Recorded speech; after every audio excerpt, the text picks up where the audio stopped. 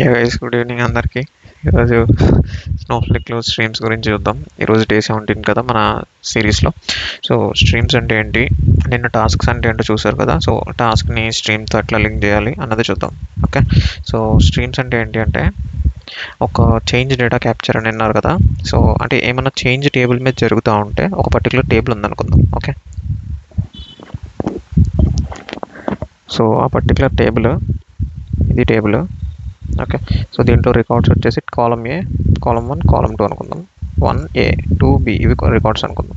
Okay, so ఈ table మీద ఏమన్నా చేంజ్ జరిగితే, చేంజ్ అంటే ఏంటి, నేను మాట్లాడుకున్న డిఎంఎల్స్ అంటే ఇన్సర్ట్స్ కానీ అప్డేట్స్ కానీ డిలీట్స్ కానీ ఏమైనా జరిగితే అది రికార్డ్ చేయాలన్నమాట. ఎందుకు రికార్డ్ చేయాలి అంటే, సపోజ్ మేము వర్క్ చేస్తున్న ఎన్వైర్న్మెంట్లో ఎలా ఉంటుందంటే, అంటే ఎక్కడైనా ఇలాగే ఉంటుంది. ఎగ్జాంపుల్గా చెప్తున్నాను ఇది.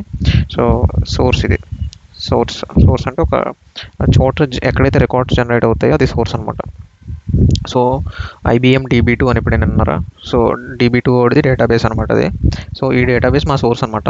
ఒక ఎగ్జాంపుల్ ఇది. ఓకే, సో ఆ సోర్స్లో రికార్డ్ జనరేట్ అవుతుంది. ఇప్పుడు 1A అని రికార్డ్ జనరేట్ అయింది అనుకో. సో ఇది తీసుకొచ్చి మనం ఈ టేబుల్లో ఇన్సర్ట్ చేస్తాం అనమాట. ఓకే, 2B అని ఒక రికార్డ్ జనరేట్ అయిందంటే అది ఇక్కడ ఇన్సర్ట్ చేస్తాం. ఇప్పుడు మళ్ళీ 1 మీద ఇది ఏ కాదు సి అని ఒక అప్డేట్ జరిగింది. అప్డేట్ ఇది కదా. సో ఇది మనకి ఇప్పుడు ఏమవుతుందంటే, సోర్స్ డేటాబేస్లో మొత్తం చెత్త అంతా హోల్డ్ చేయదు కదా, పాత హిస్టరీ అంతా హోల్డ్ చేసి పెట్టుకోరాళ్ళు. ఓకే, సో ఇది డిలీట్ అయిపోతుంది, ఇంక ఉండదు ఇప్పటికి. ఇది మాత్రమే ఉంటుంది అనమాట. ఎందుకంటే 1 ఓవర్ రైట్ అయిపోయింది కాబట్టి 1C అని అయిపోయింది. కానీ మనకి ఎప్పుడైనా ఫ్యూచర్లో ఈ 1C ఎట్లా అయింది ట్రాకింగ్ అంటూ ఉండాలి కదా. అందుకని మనకి టార్గెట్ ఎన్వైర్న్మెంట్లో ఈ క్యాప్చరింగ్ అన్నది చేస్తారనమాట. అంటే చేంజ్ని, ఏమైనా చేంజెస్ జరిగితే ఆ చేంజెస్ని క్యాప్చర్ చేస్తూ ఉంటారు. 1A అయింది, ఇది వరకు ఓల్డ్ రికార్డు. ఇప్పుడు 1B అయింది, 1C అయింది, సారీ బి కాదు C అయింది, అది న్యూ రికార్డ్. అంటే వెర్షనింగ్ అనమాట. వెర్షనింగ్ ఎట్లా అంటే ఇది ఇప్పుడు ఇది V-1, ఇది V1, V0. ఓకే, సో ఇట్లా వెర్షనింగ్ మెయింటైన్ చేస్తారనమాట. అంటే దాని అర్థం ఇది న్యూ రికార్డు, ఇది ఓల్డ్ రికార్డు. అది ఇంకో అప్డేట్ జరిగింది అనుకో, 1 ఇప్పుడు D అయింది అనుకుందాం. ఇది పోతుంది, ఇక్కడ ఉండదు, హోల్డ్ చేయదు, అది ఇక్కడికి వచ్చి ఇన్సర్ట్ అయ్యి. ఓకే, సో దీన్ని ఇది V-1 అవుతుంది, ఇది V-2 అవుతుంది, ఇది V0 అవుతుంది. అంటే ఇది వెర్షన్ ఫస్ట్ది. 1 అన్న రికార్డుకి ఇది వెర్షన్, ఈ D అన్నది కరెంట్ వాల్యూ, ఇది ఫస్ట్ ఓల్డ్ వాల్యూ, ఇది సెకండ్ ఓల్డ్ వాల్యూ అన్నట్టుగా నీకు గుర్తింపు కింద. ఇట్లా ఉంటుందా అంటే వాళ్ళు ఇష్టం వచ్చినట్టు ఫ్లాగింగ్ చేసుకుంటారు అనమాట. ఫ్లాగింగ్ అంటాడు దీన్ని. ఓకే, ఇది ఈ వెర్షనింగ్ కాలమ్ని ఫ్లాగింగ్స్ అంటారు. సో ఇది ఎట్లయినా ఉండొచ్చు. కరెంట్ రికార్డ్ ఎస్, పాత రికార్డ్ నో అని అట్లయినా పెట్టుకోవచ్చు, ఎవరిష్టం వాళ్ళది. ఓకే, సో ఇది కాన్సెప్ట్ అయితే చేంజ్ డేటా క్యాప్చర్ అంటే ఇది. ఓకే, సో ఇప్పుడు స్నోఫ్లేక్లో స్ట్రీమ్స్ అన్నవి ఎందుకు వచ్చినాయి అంటే, ఒక టేబుల్ ఉంది, స్నోఫ్లేక్ టేబుల్. ఇది సోర్స్ కాదు, ఏం కాదు, Snowflake table.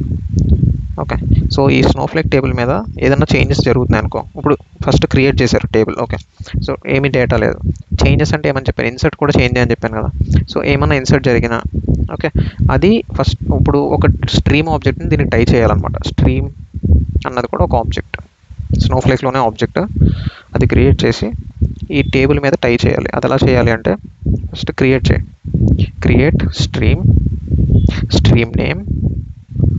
Okay, stream name on నీ టేబుల్ పేరు, ఇది ఏం పేరు, ఏదో ఏ అనుకుందాం టేబుల్ పేరు. ఓకే, సో ఇది ఏ టేబుల్ అనమాట. ఆన్ ఏ ఇట్లా రాస్తే మీకు స్ట్రీమ్ ఆబ్జెక్ట్ క్రియేట్ అయ్యి దీనికి టై అయిపోతుంది అనమాట ఈ ఆబ్జెక్ట్. ఓకే, దీని అర్థం ఏంటంటే, ఈ టేబుల్ మీద ఇంకెప్పుడైనా ఏమన్నా ఇన్సర్ట్స్ కానీ అప్డేట్స్ కానీ డిలీట్స్ కానీ జరిగితే ఇది రీడ్ చేస్తుంది. ఫస్ట్ టేబుల్లో ఎట్లానే ఉంటుంది డేటా, 1A అని ఇన్సర్ట్ చేసాక 1A అని ఉంటుంది. సేమ్ అదే ఇక్కడ దాచిపెట్టుకుంటుంది. ఓకే, 1A అన్న ఒక ఇన్సర్ట్ జరిగింది అని రాసి పెట్టుకుంటుంది అనమాట. ఇది ఎందుకు రాసి పెట్టుకుంటుందంటే, చూడు ఇప్పుడు 1 అన్నది 1A కాదు, 1B అయింది. ఓకే, అప్డేట్ చేసేసాను. మనం మాట్లాడుకున్న అప్డేట్ కొరి ఉంది కదా, update table A set column 1 is equals to B where ID is equals to 1. అంటే 1 ఉన్న చోట నాకు ఏ కాదు B చెయ్యి అని చెప్తున్నాం ఆ ఏ టేబుల్లో, రైట్. సో ఇట్లా అప్డేట్ చేస్తే ఈ రికార్డ్ అప్డేట్ అయిపోయి 1B అవుతుంది. అవునా, 1B అయినప్పుడు ఇది ఎట్లా స్టోర్ చేసుకుంటుందంటే, చూడండి 1A డిలీట్ అయిపోయింది, 1B ఇన్సర్ట్ అయింది. అంటే ఒక అప్డేట్ స్టేట్మెంట్ని ఇట్లా స్టోర్ చేసుకుంటుంది అన్నమాట. 2 కింద డిలీట్ ఇన్సర్ట్. ఫస్ట్ది డిలీట్ అయింది, సెకండ్ది ఇన్సర్ట్ అయింది అన్నట్టుగా ఈ స్ట్రీమ్ ఆబ్జెక్ట్ స్టోర్ చేసుకుంటుంది. ఇట్లా ఎన్నెన్ని స్టోర్ చేసుకుంటుంది, అలాగా ఎన్నెన్ని స్టోర్ చేసుకుంటుంది అంటే నువ్వు ఈ స్ట్రీమ్ ఆబ్జెక్ట్ని కన్జ్యూమ్ చేసే వరకు, కన్జ్యూమ్ అంటే ఈ స్ట్రీమ్ ఆబ్జెక్ట్లో ఉన్న డేటాని నువ్వు తీసుకెళ్ళి ఇంకో ఆబ్జెక్ట్లో స్టోర్ చేసుకునే వరకు, ఇంకో టేబుల్, కన్జ్యూమర్ టేబుల్ అనుకుందాం. ఓకే, సో ఇలా ఎందుకు పెట్టారు అంటే ఇప్పుడు ఇది ఎట్లా ఉంది కదా, so 1A insert, 1A delete, 1B insert, ఇట్లా ఇదంతా ఇప్పుడు కన్జ్యూమ్ చేసాం అనుకో. ఈ కన్జ్యూమ్ ఎలా చేయాలి అంటే సేమ్ అంతే, insert into consumer table, city అని రాశాను, సెలెక్ట్ స్టార్ ఫ్రమ్ మన స్ట్రీమ్ ఆబ్జెక్ట్ పేరు SO అనుకుందాం, ఫ్రమ్ SO. ఇట్లా డైరెక్ట్ రాయడమే. స్ట్రీమ్ ఆబ్జెక్ట్ నువ్వు రీడ్ చేస్తే ఎట్లా కనిపిస్తుంది అంటే సేమ్ ఇంతే, ఇలా కనిపిస్తుంది అనమాట. 1A, ఇన్సర్ట్ అన్న ఆపరేషన్ జరిగింది అన్నట్టుగా ఏదో కనిపిస్తుంది, హ్యాష్ వాల్యూ కనిపిస్తుంది. సేమ్ నువ్వు ఇట్లా స్ట్రీమ్ ఆబ్జెక్ట్ని ఇలా రీడ్ చేయొచ్చు. టేబుల్ని ఎట్లా రీడ్ చేస్తావు, select star from stream object, ఇట్లా రీడ్ చేయొచ్చు. ఓకే, సో ఇది ఎప్పటి వరకు చెప్పాను, ఈ డేటాని కన్జ్యూమ్ చేసేంత వరకు ఈ డేటా ఇట్లానే ఉంటుంది. ఓకే, ఇప్పుడు ఈ డేటాని ఎవరు కన్జ్యూమ్ చేయలేదు ఇంకా. ఓకే, ఇన్సర్ట్ స్టేట్మెంట్ రాయలేదు, కొత్త టేబుల్లో పెట్టలేదు కన్జ్యూమర్ టేబుల్లో. అప్పుడు ఇంకొక అప్డేట్, ఇన్సర్ట్, డిలీట్ ఏదో జరిగింది, అది కూడా ఇక్కడ స్టోర్ అవుతూ వస్తుంది అనమాట. ఎప్పటి వరకు అంటే నువ్వు ఈ డేటాని కన్జ్యూమ్ చేసేంత వరకు. ఎప్పుడైతే ఈ డేటాని కన్జ్యూమ్ చేసావో ఇదంతా క్లియర్ అయిపోతుంది, అంటే మొత్తం ఎంటీ. ఇంకా నెక్స్ట్ ఏమవుతుందంటే నెక్స్ట్ ఇంకేమైనా కొత్త అప్డేట్ కానీ ఇన్సర్ట్ కానీ డిలీట్ కానీ వస్తే మళ్ళీ ఫ్రెష్గా కొత్తగా ఎంటీ టేబుల్లో మీకు ఆ డేటా అన్నది అదే ఎంటీ స్ట్రీమ్ ఆబ్జెక్ట్లో ఆ డేటా అన్నది స్టోర్ అవుతుంది. ఓకే, సో ఇది బేసిక్ కాన్సెప్ట్ స్ట్రీమ్ గురించి. ఒకసారి దీంట్లో ఇన్డెప్త్ కాన్సెప్ట్ అంటే బ్యాక్ ఎండ్లో జరిగే టాస్క్ ఏంటి అంటే ఆఫ్సెట్స్ అని ఉంటాయి. అది నేను ఒక్కసారి చెప్తాను. ఈ ఆఫ్సెట్స్ గురించి మాట్లాడే ముందు ఇది ఇక్కడ దాకా అర్థమైంది కదా, ఏం జరుగుతుంది, ఎట్లా స్ట్రీమ్ కన్జ్యూమ్ జరుగుతుంది ఏంటన్నది. ఇది ఆఫ్సెట్ అన్నది కొంచెం ఇన్డెప్త్ కాన్సెప్ట్, అంత టఫ్ ఏం కాదు, జస్ట్ ఒక 2-3 minutes ఉంటుంది, అది లాస్ట్లో మాట్లాడతాను. ఇప్పుడు ఈ స్ట్రీమ్ని టాస్క్కి ఎలా లింక్ చేయాలన్నది చూద్దాం. మీరు ఎలా లింక్ చేశారు, క్రియేట్ టాస్క్ నేమ్, రైట్, ఏంటది షెడ్యూల్ అయ్యే రాశారు కదా, schedule is equals to 1 minute, warehouse is equals to some ఏదో warehouse యాజ్ రాసి మీరు మీ క్వెరీ రాసుకున్నారు కదా. సో ఇది అట్లానే అనమాట. సో మీ స్ట్రీమ్ ఆబ్జెక్ట్ ఏం చేస్తుంది, స్టోర్ చేసి పెట్టుకుంటుంది ఎప్పటికప్పుడు. కానీ మీరు చేయాల్సింది ఏంటి, స్ట్రీమ్ ఆబ్జెక్ట్ నుంచి కన్జ్యూమ్ చేయాలి, రైట్. దానికోసమే మీరు ఇన్సర్ట్ కమాండ్ రన్ చేస్తున్నారు. ఇది ఆటోమేటిక్. ఎప్పుడైతే ఒక కొత్తగా ఒక రికార్డ్ అప్డేట్ కానీ ఇన్సర్ట్ కానీ డిలీట్ కానీ మెయిన్ టేబుల్ మీద జరిగిందో ఆ టైడ్ స్ట్రీమ్ ఆబ్జెక్ట్ ఆ చేంజ్ని క్యాప్చర్ చేసి పెట్టుకుంటుంది. కానీ కన్జ్యూమ్ చేయడం వరకు మీ పని. సో దాన్ని మీరు మాన్యువల్గా చేయాలి. దాన్ని ఆటోమేట్ చేయడానికి మీకు ఈ టాస్క్ హెల్ప్ చేస్తుంది. అక్కడే స్ట్రీమ్ని టాస్క్ని లింకేజ్ అనమాట. సో స్ట్రీమ్ని టాస్క్ లింకేజ్ అంటే ఇక్కడ చేస్తారు, insert into consumer table from ఉండదు, select star from stream object. So stream object నుంచి సెలెక్ట్ చేసి అంతా ఈ కన్జ్యూమర్ టేబుల్లో పెట్టు అని చెప్తున్నారు. దీనికి ఏం చెప్తున్నారు, యాజ్ రాసే ముందు మీరు జస్ట్ ఒక వెన్ కమాండ్ రాసుకుంటే, వెన్ ఇది సిస్టమ్ ఫంక్షన్ అనమాట, సిస్టమ్ $, ఓకే, స్ట్రీమ్ అంటే స్ట్రీమ్లో డేటా ఉంటే stream has data, then insert చేయి. అంటే ఎవ్రీ 1 minute స్ట్రీమ్లో డేటా ఉందో లేదో చెక్ చేస్తుంది. ఒకవేళ ఉంటే తీసుకెళ్ళి ఎవ్రీ 1 minute స్ట్రీమ్లో డేటా ఏమన్నా అప్డేట్ అయిందో లేదో చూస్తుంది. ఒకవేళ ఉంటే అది తీసుకెళ్ళి మీ ఫైనల్ టేబుల్లో ఇన్సర్ట్ చేస్తుంది. ఓకే, అది ఇట్లా టాస్క్ని మీరు ఆటోమేట్ చేస్తున్నారు అనమాట. మీరు ఏ పార్ట్ని ఆటోమేట్ చేస్తున్నారు, ఈ పార్ట్ని ఆటోమేట్ చేస్తున్నారు, అంటే కన్జ్యూమ్ చేయడాన్ని ఆటోమేట్ చేస్తున్నారు. ఇది ఆటోమేట్ చేయట్లేదు మీరు. ఇది ఆటోమేటిక్గా స్ట్రీమ్ని ఎప్పుడైతే లింక్ చేయడం స్టార్ట్ చేశారో స్ట్రీమ్ ఆటోమేటిక్గా క్యాప్చర్ చేసుకుంటూ ఉంటుంది. అది మీరు ఫైనల్గా స్టోర్ చేసుకోవాలి అక్కడ. ఇది మీరు కన్జ్యూమ్ చేసేంతవరకు డేటా ఇందులో ఉంటుంది. కన్జ్యూమ్ చేయడం అంటే ఇట్లా రీడ్ చేసి పుట్ చేయడం, అంటే ఇన్సర్ట్ చేయడం చేసేవరకు ఇందులో ఉంటుంది, తర్వాత మాయం. ఓకే, సో ఇది స్ట్రీమ్ గురించి ఓవరాల్గా. సో స్ట్రీమ్స్లో 2 types ఉన్నాయి. ఒకటి స్టాండర్డ్ స్ట్రీమ్, ఇంకోటిది అపెండ్ ఓన్లీ స్ట్రీమ్. ఈ రెండింటికి డిఫరెన్స్ ఏం లేదు, స్మాల్ డిఫరెన్స్. ఇది ఆల్ దట్ ట్రాక్ చేస్తుంది, అప్డేట్స్, ఇన్సర్ట్స్, డిలీట్ ఏదైనా ట్రాక్ చేస్తుంది. ఇది ఓన్లీ ఇన్సర్ట్స్ ట్రాక్ చేస్తుంది. అది నీ ఇష్టం. నువ్వు ఇది వాడితే నువ్వు క్రియేట్ చేసిన టేబుల్ మీద, లింక్ చేసిన టేబుల్ మీద ఇన్సర్ట్స్ ఏమైనా జరిగితే అది మాత్రమే ఈ అపెండ్ ఓన్లీ స్ట్రీమ్ క్యాప్చర్ చేస్తాయి. నువ్వు స్టాండర్డ్ స్ట్రీమ్ వాడితే మనం ఇప్పుడు దాకా మాట్లాడుకుంది standard stream. So standard stream వాడితే అప్డేట్స్, ఇన్సర్ట్స్, డిలీట్స్ ఏదైనా క్యాప్చర్ చేస్తుంది. But one thing, make sure your update will be marked as 2 records in the stream, which is an insert is the first record and a delete is the first record and insert is the second record. Insert will have the newly updated value, delete will have the old value. అంటే అప్డేట్కి నీ stream 2 records కింద capture చేసి పెట్టుకుంటుంది. Okay, got it. So that should B for streams. ఇందాక నేను మాట్లాడిన offsets గురించి ఒకసారి చెప్పి ఎండ్ చేద్దాం. సో బ్యాక్ ఎండ్లో ఎట్లా జరుగుతుంది అంటే, ఒక టేబుల్ క్రియేట్ చేసావు. ఓకే, డేటా ఇన్సర్ట్ చేయలేదు, టేబుల్ క్రియేట్ చేసావు, column 1 column 2. Okay, so stream object tie చేసావు, ఈ టేబుల్ మీద.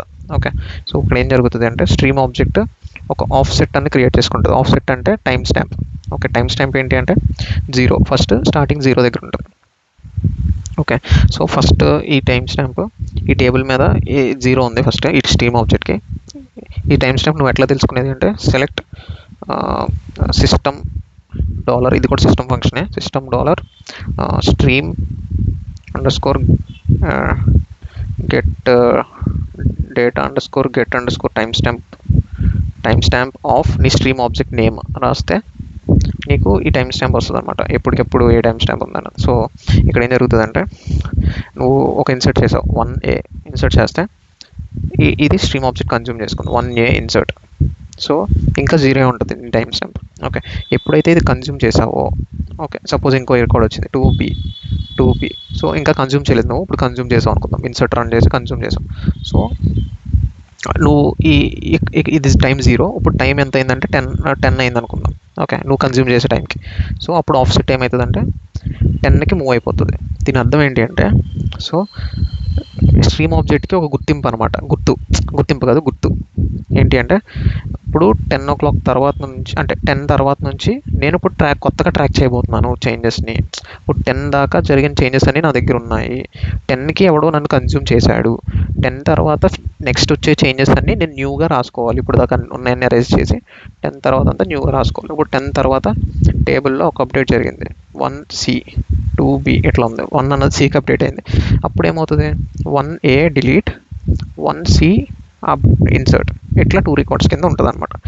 ఓకేనా, సో ఇది 10 ఆఫ్సెట్ కింద ఉంటుంది. ఇప్పుడు దీన్ని కన్జ్యూమ్ ఎవడైనా చేశాడు అనుకో, ఇప్పుడు దాకా కన్జ్యూమ్ చేయలేదు, 15కి కన్జ్యూమ్ చేశారు అనుకుంటున్నాం.